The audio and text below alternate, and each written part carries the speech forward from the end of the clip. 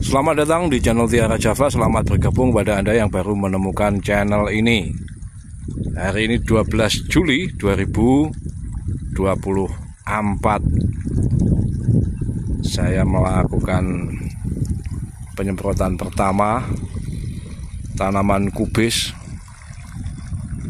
Penyemprotan dilakukan oleh Pak Bud, merangkap operator Gensa kultivator mini, mesin dangir jagung, dan insektisida yang saya gunakan akan saya tunjukkan dalam waktu yang segera, dalam tempo yang sesingkat-singkatnya. Kita lihat kondisi tanaman dulu. Ini sudah umur berapa ini? Tanam tanggal 6, berarti umur 6 hari. Dipupuk sekali, dikocor. Ini jadwalnya ya segera, tapi sambil menyemprot ini Pak Bu tadi menyalakan pompa submersible 2 HP di gubuk sebelah sana sumurnya, dan ini adalah aliran air dari pompa submersible atau pompa celup merek Inoto seperti ini. Biasanya ada yang tanya apa ditanam di kedalaman berapa, sumurnya berapa. Sumur saya kedalamannya 32 inci, permukaan saat awal kemarau begini kemungkinan 6 meteran. Kemudian pompanya saya tanam di kedalaman 12 meter menggunakan spiral ya, enggak pakai pipa paralon atau PVC ini, sebab kalau menggunakan selang spiral itu menaikkannya mudah, enteng saja, menurunkannya juga mudah, nggak perlu saya sambung-sambung. Pada kedalaman 12 meter ya, kalau dihisap 5 jam, biasanya 5-6 jam masih nggak berkurang drastis airnya, cadangan air sumur itu. Kalau di atas itu kadang agak berkurang, jadi memang perlu lebih diperdalam lagi posisi pompanya. Nah, ini untuk musim kemarau begini biar agak awet lah kalau digenangi begini. Tapi nanti saya minta Pak Bud untuk menyiram, jadi supaya basah merata, sebab bedengan 135 cm ini lumayan lama kalau dibiarkan atau menggenangi seluruhnya begitu teman-teman. Ini saya tanam kubis dulu untuk rotasi tanaman. Manfaat tanaman kubis berulang-ulang saya sebut. Ini sisa daunnya kan bisa menjadi pupuk nanti. Jadi digilas dulu menggunakan traktor bajak singkal setelah panen, dalam kondisi basah, dibiarkan membusuk seminggu 10 harian sambil dispray mikroba yang baik.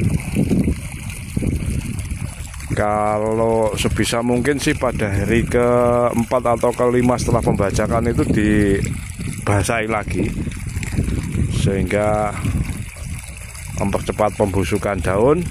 Dan harapan saya pada hari ke-10 setelah pembajakan itu saya rotari, saya cacah menggunakan mesin kecil saja, Gensa 38 double gardan itu, atau mesin lain yang intinya pisaunya rotari begitu, jadi bisa mencacah lebih lembut, kemudian dibikin bedengan. Dan kalau trennya bawang merah harganya kira-kira akan bagus ya, kita tanam, kalau enggak diselingi tanaman yang lain dulu. Debit air dari pompa Inoto 2 HP yang konsumsi dayanya sampai 2200-an watt. Itu tadi kelihatan kecil sebab ini banyak yang bocor ini. Di sini bocor meskipun kecil tapi kan banyak juga. Nah, ini kebocoran di sini akibatnya juga menggenangi hampir setara dengan yang 3 parit di sebelah sana tadi. Ini 3 parit juga naik airnya. Yang di sana ya. Jadi ya kebocoran selang lah. Ini nanti idealnya kita bikin permanen nih. Belum sempat pasang sprinkle yang 1/2 inci. Meskipun sebenarnya sudah lengkap, tinggal pasang. Jadi idealnya nanti dari sumur sebelah sana ke sini pasang pipa, terus ke sana. Nah, karena panjang ini 40 meteran dari tepi lahan sini ke sana, maka kalau menggunakan pipa yang kecil 1/2 inci itu bagian ujung saya yakin kurang kuat tekanannya, meskipun sebenarnya ini pakai pompa celup. Idealnya di bagian tengah lahan ke sana dibagi pipa ke sana dan ke sini, jadi sekali buka menjangkau 2 sisi begitu. Tapi nggak tahu ini masih suka begini saja dulu lah, atau nanti kalau sudah tanam bawang merah pakai sprinkle yang 1/2 inci maupun 3/4 inci. Nah, kita lihat kondisi. Nah, ini teman-teman yang insektisida yang saya gunakan tadi ya, pertama adalah Prevaton Pro. Dan dulu tanpa Pro itu sudah sangat populer, tapi ini pakai Pro begitu. Power bahan aktifnya apa lupa, tidak penting-penting banget. Biasanya saya ikuti, tapi ya ini pokoknya ini harganya 163 apa 168 ya, lupa. Pokoknya 100, anggap saja 170.000 lah per botol ini. Kemasan 100 ml ya. Nah, itu ini saya pakai 2 sendok untuk tangki 20 liter yang digendong Pak Budi sana. 2 sendok itu sekitar 10 ml karena daunnya kan masih kecil meskipun sudah ada ulat. Ulatnya juga masih kecil-kecil. Yang kedua pakai Marshall ini insektisida, ini juga hanya 2 sendok. Sama-sama produk FMC. Saya nggak promosi, saya nggak di endorse. Teman-teman mungkin ada yang salah sangka, nggak dapat apa-apa, tapi ya saya melihat kegunaannya sajalah. Tapi kalau kesulitan beli di toko lokal ya bisa dicek di link di deskripsi, nanti ada saya carikan pembeliannya di marketplace. Itu kawan-kawan nggak pakai fungi ya. Jadi tanaman kubis ini relatif tahan terhadap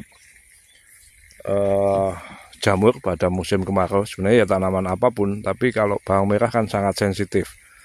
Ketika musim kemarau begini, itu potensi serangan jamur juga ada, sebab ketika malam sangat dingin, bediding bahasa Jawanya, itu kan paginya biasanya berembun tebal. Di daerah kami sebagai ilustrasi, oh ya, yang sebelah sini saya tanam bawang merah ya, ini sebab kurang bibitnya. Kemudian juga di sebelah sana juga saya tanam bawang merah 3/4 bedeng lah, nggak penuh. Nah itu. Nah, saya lanjutkan soal bawang merah.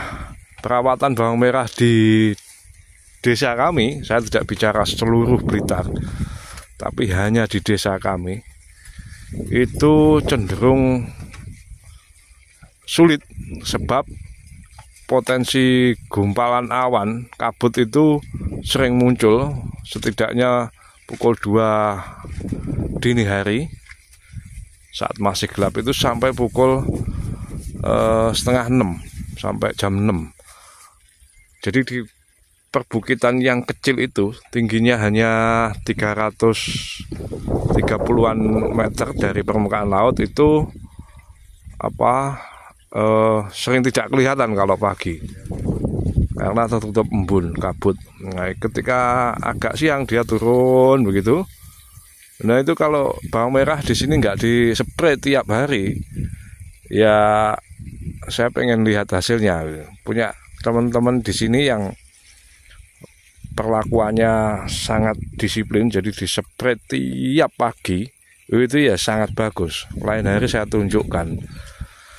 Itu kalau orang yang tanam di daerah lain yang tidak banyak embun, tidak banyak kabut, ya mungkin heran.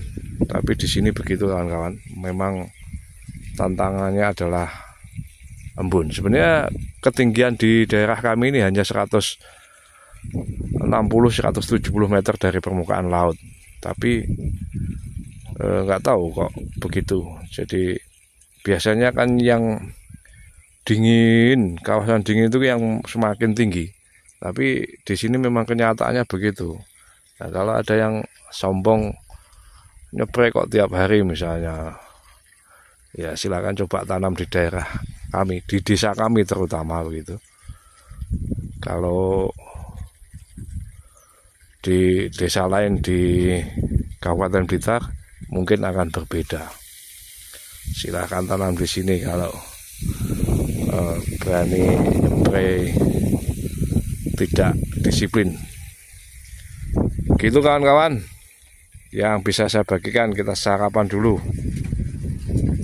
Ada kurang lebihnya mohon maaf, mohon bimbingan dan masukannya. Saya ucapkan matur sembah nuwun. Salam.